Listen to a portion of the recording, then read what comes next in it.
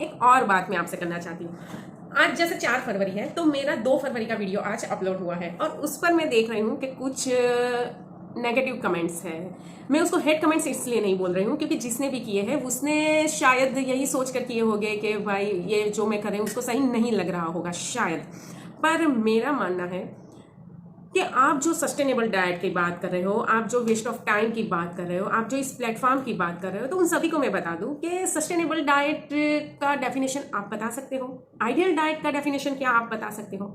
देखो, जैसे हम सबके फिंगरप्रिंट्स, जी हाँ, हम सबके उंगलियों के निशान फिंगरप्रिंट्स जैसे अलग होते हैं, वैसे हम हर कोई इंसान एक दूसरे से अलग है। We are unique. किसी भी दो को आप कंपेयर नहीं कर सकते हो। इवन दे आर जुड़वा, हाँ, अगर वो ट्विंस है, जुड़वा है, तो भी आप देख सकते हो कि उन दोनों में कुछ ना कुछ तो डिफरेंस होता ही है। वैसे ही हर एक इंसान की जो डाइजेस्टिंग सिस्टम होती है, उसकी जो गट हेल्थ होती है, उसकी जो दिनचर्या होती है, उसका जो रूटीन होता है, उसकी जो एज होती है, उसकी जो मेंटल हेल्थ होती है, उसकी फिजिकल हेल्थ होती है, ये टाइम टू टाइम चेंज होती है और उसी हिसाब से उसको अपने डाइट में काफी चेंजेस लाने पड़ते हैं और उसी हिसाब से उसको डाइट करना चाहिए। तो ये जो सस्टेनेबल डाइट और आइडियल डाइट होता है ना, ये हर एक के लिए एक समान नहीं होता। सबसे पहले तो आपको ये समझना जरूरी है कि अगर कोई इंसान का वेट लॉस एक डाइट से हो रहा है तो वो सेम फॉलो करने से आपका भी वेट लॉस हो जाएगा। It's not possible.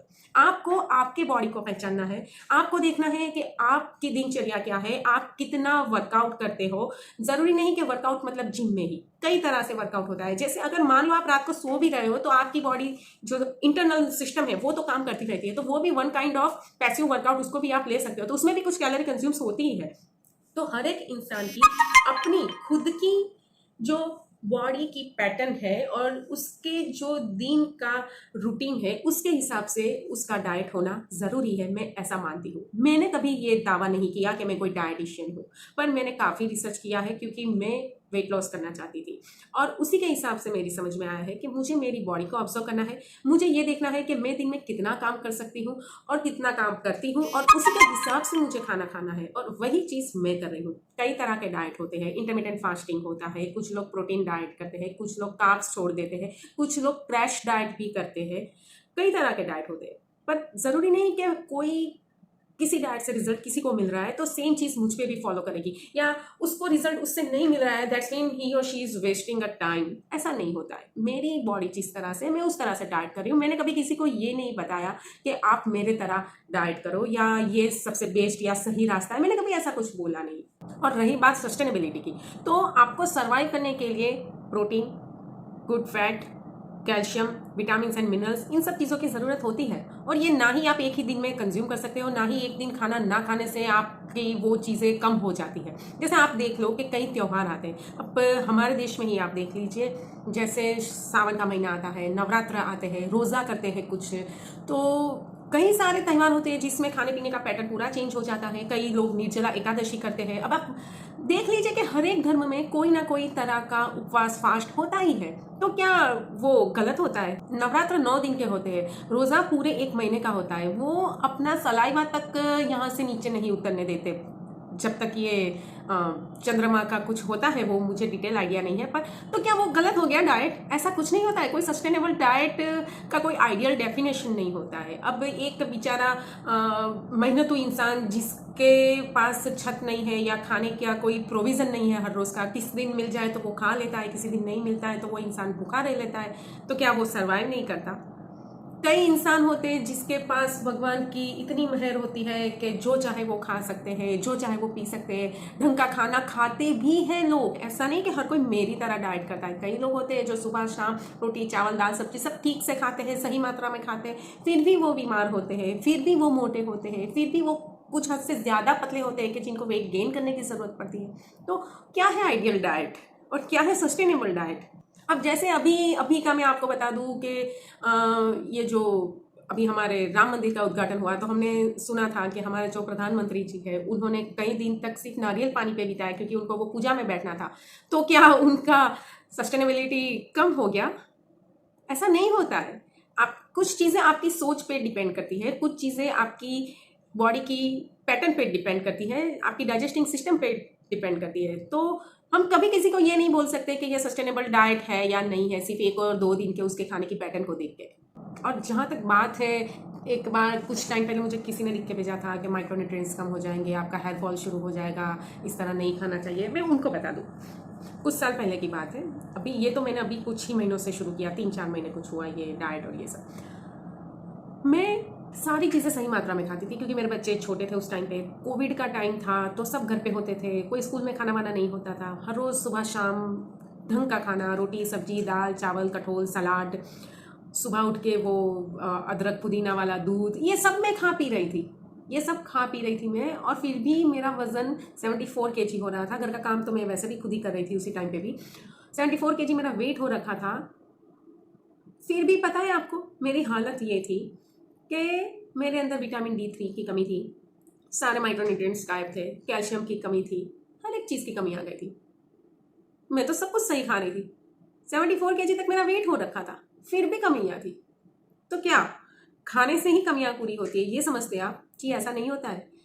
आपको आपकी बॉडी को ढंग से काम करने के लिए सिर्फ खाना जिम्मेदार नहीं है, आपकी सोच भी जिम्मेदार है, आपका सराउंडिंग सोशल एटमॉस्फेयर भी उसके लिए जिम्मेदार होता है, आपकी मेंटल हेल्थ सबसे ज़्यादा जिम्मेदार होती है। पतला होना मोटा होना सिर्फ और सिर्फ खाना और एक्सरसाइज नहीं है, मल्टी डायमेंशनल है ये चीज़, जो आपको समझते समझते ना कई टाइम काफ़ी देर हो जाती है, और फिर जब आपको समझ में आता है तो आप उसको फॉलो करना शुरू कर देते हो। जैसे मैंने 74 kg होने के बावजूद भी ये सब नहीं समझा था, पर 74 kg होने के बावजूद भी जब ये सारी कमियां निकली कि भाई मैं सुबह शाम इतना ढंग का खाना खा रही हूँ फिर भी ये हाल है मेरा, फिर मैंने उसको एनालाइज किया कि ऐसा क्यों हो रहा है मेरे साथ। फिर मेरी समझ में आया ये सब जो मैं अभी आपको बता रही हूँ कि पतला या मोटा होना is not only about your food और exercise, it's also about your social pattern, your mental status, आपकी थॉट पैटर्न जो है, ये सब भी इसमें कहीं हद तक जिम्मेदार होता है। That's the why I started dieting. YouTube channel ना, ये मैंने कोई डाइट वीडियोस के लिए ओपन ही नहीं किया, ये तो मैंने बस ऐसे ही मस्ती मस्ती में ओपन कर दिया था। और अब मुझको इसमें समझ जैसे आने लगी है, मुझे इंटरेस्ट आने लगा, और मैंने सोचा कि चलो भाई अब कुकिंग वीडियोस तो मैं अभी डालने नहीं वाली हूँ क्योंकि मेरे समझ में आ गया है इसका जो रहस्य है वो। तो फिर मैंने सोचा मैं डाइट करने जा रही हूँ तो मैं डाइट वीडियोस अपलोड कर रही हूँ, हो सकता है कल को मैं किसी और जॉनरा में भी मेरे वीडियोस अपलोड करने लगूँ। वैसे मैं घूमने जाती हूँ तो मैं ये घूमने के भी वीडियोस अपलोड करती हूँ। तो ये मुंह उठा के यूट्यूब चैनल खोल लेना, ये घटिया बोलने का कोई मतलब नहीं है। कई बार हमारी खुद की ज़रूरत होती है, मेंटल हेल्थ के लिए हमें अच्छा फूड चाहिए होता है। आपको पता है, अगर आप कुछ दिनों तक कार्ब्स नहीं खाते हो या अगर आप गुड फैट अच्छी मात्रा में ठीक मात्रा में नहीं लेते हो तो आप हमेशा अपने आप को डिप्रेस्ड फील करना शुरू कर देते हो। Do know about that? Dry fruits है, कच्चा तेल है, ये घी है, उन सब में से वो गुड फैट मिलता है आपको, तो आपको कुछ दिनों में खाना चाहिए। ऐसा नहीं कि उसको हमेशा के लिए छोड़ दो। मैं नहीं मानती, मैं कोई सेलिब्रिटी थोड़ी ना हूँ, मुझे थोड़ी ना मिस इंडिया में जाना है कि जहाँ पर मुझे एकदम कट टू कट 0 फिगर चाहिए, 26 की कमर चाहिए, ऐसा नहीं है ना। मैं एक नॉर्मल इंसान हूँ, बस मुझे मोटा नहीं होना है। मेरे पास जो मेरे कपड़ों का कलेक्शन है, मुझसे इतने प्यार करती हूँ, इतना पसंद है मुझे वो मेरे कपड़ों का कलेक्शन, मैं उसी के लिए पतली होना चाहती हूँ कि बस मैं पतली हो जाऊँ, मेरे जो प्यारे प्यारे कपड़े हैं वो अच्छे से पहनूँ, उसको एंजॉय करूँ। तो बस उसी लिए मुझे जो डाइट करना चाहिए वो मैं कर रही हूँ। कई लोग वेजिटेरियन होते हैं जो अंडा या मांस मछली इत्यादि नहीं खाते, कुछ लोग नॉन वेजिटेरियन होते हैं और उतने प्यार करते हैं वो नॉन वेज फूड से कि वो जहाँ तक हो सके उसी को खाना पसंद करते हैं, वो वेज फूड नहीं खाते हैं। कई लोग वीगन फॉलो करते हैं, वो दूध तक नहीं पीते हैं, तो क्या अनसस्टेनेबल हो गया उनका डाइट? ऐसा नहीं होता है। उनको देखना है कि वो जो डाइट को फॉलो कर रहे हैं उनकी बॉडी जिस हिसाब से वर्क कर रही है उस हिसाब से वो अपना मील प्लान करते हैं और खाते हैं। कई लोग पूरा पौष्टिक आहार सुबह शाम खाते हैं, फिर भी उनको डायबिटीज बीपी इन सब की गोलियां लेनी पड़ती हैं। कुछ लोग होते हैं जो कुछ भी ढंग से नहीं खाते, जब जो मिला खा लेते हैं, जब जो मन में आया खा लेते हैं, फिर भी उनकी हेल्थ में कोई फर्क नहीं पड़ता, वो हेल्दी रहते हैं। तो ऐसा क्यों होता है? Just because of their working pattern. Each and every human has their own mindset, their own body criteria and their own limitations and their own physical capacity. जो हार्ड वर्कर होते हैं उनको 2200 कैलोरी पर दिन खाना चाहिए। जो बैठे बिठाई जिंदगी जीती है, मतलब जो दिमाग से काम करते हैं, जिनको फिजिकल वर्क नहीं आता है, तो उनको कम कैलोरी कंज्यूम करनी होती है। तो आइडियल डाइट का डेफिनेशन कोई एक नहीं हो सकता हर एक के लिए। मुझे पता है कि मैं पूरे दिन में क्या काम करती हूँ, कितना बैठा बिठाऊ जिंदगी जीती हूँ, कितनी वर्किंग रहती हूँ, मेरी मेंटल हेल्थ मुझे पता है कि मैं कब इमोशनल होती हूँ, मुझे कब ज़्यादा फूड पर डिपेंडेबिलिटी आ जाती है। मैं उस हिसाब से मेरा डाइट प्लान करती हूँ और मैं हूँ आपके सामने। कई लोग होते हैं कि जो एक्स्ट्रा सप्लीमेंट्स लेते हैं, मैं भी लेती हूँ। न्यू बॉर्न बेबीज जब बॉर्न होते हैं तो क्या पेरेंट्स उनका ख्याल नहीं रखते? फिर भी उनको एक्स्ट्रा सप्लीमेंट्स देने पड़ते हैं। कई बार आयरन की कमी होती है, विटामिन की कमी होती है, कैल्शियम की कमी होती है। तो ऐसा नहीं है कि आप सस्टेनेबल खाना खाते हो या एक तरह का खाना खाते हो तो आप हेल्दी रहोगे या आप पतले रहोगे।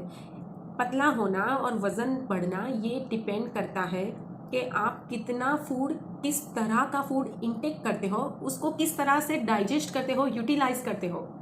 अगर आपने जो खाया वो डाइजेस्ट हो रहा है, आप उसके सामने उतना कुछ ना कुछ तरह का वर्कआउट कर रहे हो, तो आप मोटे ऑफकोर्स नहीं होंगे। और समझ लो आप काफ़ी हार्ड वर्क कर रहे हो, पर आप जितना भी वर्क कर रहे हो उससे ज़्यादा कैलोरी कंज्यूम कर रहे हो, तो आप मोटे होने ही होने हो। कई बार होता है कि मोटा होना मतलब वो सिर्फ और सिर्फ खाने पे डिपेंड नहीं करता, वो कई बार आपकी हेरिडिटी पे डिपेंड करता है, कई बार आपकी मेंटल हेल्थ पे डिपेंड करता है, कई बार आपकी सोशल हेल्थ पे वो डिपेंड करता है। जैसे आप देख लो कि कई कैटरिंग वाले होंगे तो उनको फूड टेस्ट करना रहता होता है, तो क्या करेंगे वो, और वो खाने के भी शौकीन है। अगर उनको अच्छा लग गया तो वो कंट्रोल नहीं कर पाते मेरी तरह, तो वो होते हैं मोटे। और उसी बिजनेस में आप कई लोग देख लो जिनको खाने से इतना प्यार नहीं है, पर उनकी जॉब है तो वो उसी तरह से उसी मात्रा में टेस्टिंग के लिए खाते हैं, तो वो मोटे नहीं होते। Same field, even though there is a difference. अगर आपने ऑब्जर्व किया होगा ना, तो कई बार आप देखोगे कि कुछ डॉक्टर्स होते हैं, ट्रेनर्स होते हैं, ये जो डायटिशियंस होते हैं, जो आपको डाइट लिख कर देते हैं, वो डायटिशियंस होते हैं। कई सारे ऐसे फील्ड के लोग होते हैं कि जो वेट लॉस और बॉडी मेंटेनिंग के बिजनेस से जुड़े होते हैं, जिनको हमसे कई गुना ज़्यादा पता होता है कि कैसे हेल्थ को मेंटेन करना है, पर फिर भी वो मोटे होते हैं। क्या वो नहीं जानते सस्टेनेबल डाइट क्या होता है?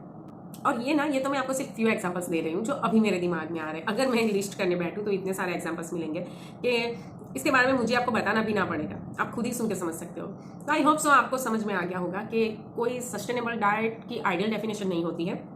आप क्या काम करते हो और आप क्या खाते हो और आपकी बॉडी आपको कैसे रिस्पॉन्ड या रिएक्ट करती है, उसके ऊपर ये सब डिपेंड करता है। तो मेरी बॉडी मुझे इस तरह से रिस्पॉन्स करती है तो मैं ये डाइट फॉलो करती हूँ। मैं नहीं मानती हूँ कि डाइट का मतलब जीना छोड़ दो, खाना छोड़ दो, एंजॉय करना छोड़ दो। No, I don't think so that's a good diet.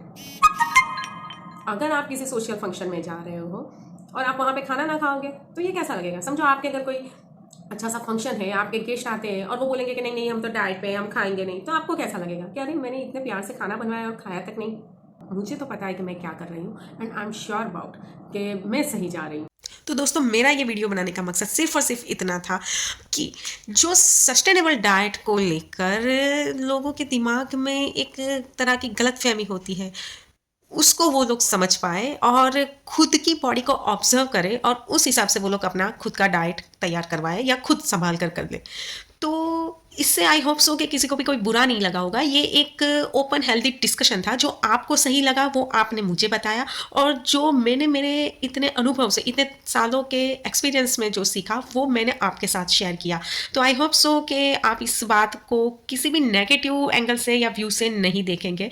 और अगर अभी भी आपके मन में कोई बात है या आप कुछ भी बोलना चाहते हो, तो you can share your thoughts in the comment box. And thank you so much. मैं मानती हूँ कि ये जो नेगेटिव कमेंट्स है, ये भी आपका मेरा केयर करने का एक तरीका है, पर आप थोड़े साफ दिल है तो आपने सीधा बोल दिया।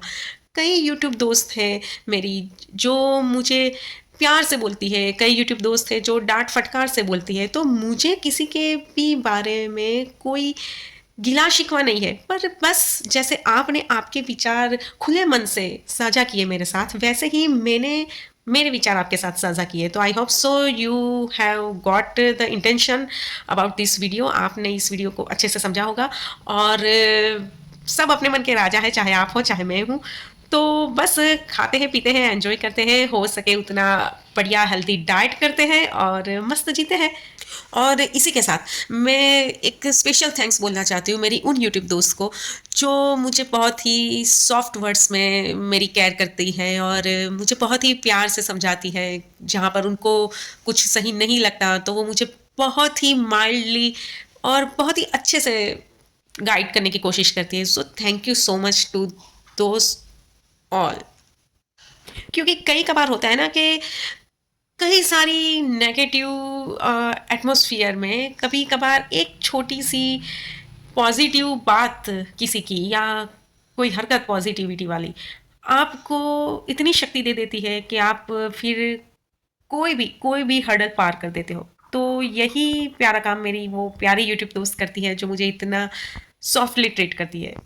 तो जाने से पहले फिर से एक बार thank you so much to each and everyone जो सब आप मेरे वीडियोस देखते हो। आप अपना जो एक इनोसेंट और ऑनेस्ट थॉट है जो मेरे साथ शेयर करते हो, चाहे वो पॉजिटिव हो या नेगेटिव हो, पर आपने आपकी बात साझा की, वही मेरे लिए बहुत बड़ी बात है कि आपने इतना वक्त निकाला। सो मैं सच में आप सभी की बहुत ही धन्यवाद करती हूँ और थैंक यू सो मच ऐसे ही जुड़े रहने के लिए। एंड आई होप सो कि आगे की मेरी वेट लॉस जर्नी में, सक्सेसफुल वेट लॉस जर्नी में आप ऐसे ही जुड़े रहेंगे और अपने जो भी थॉट है आप शेयर करते रहेंगे। तो मिलते हैं नेक्स्ट वीडियो में, तब तक के लिए tata, good bye, take care, have a good time.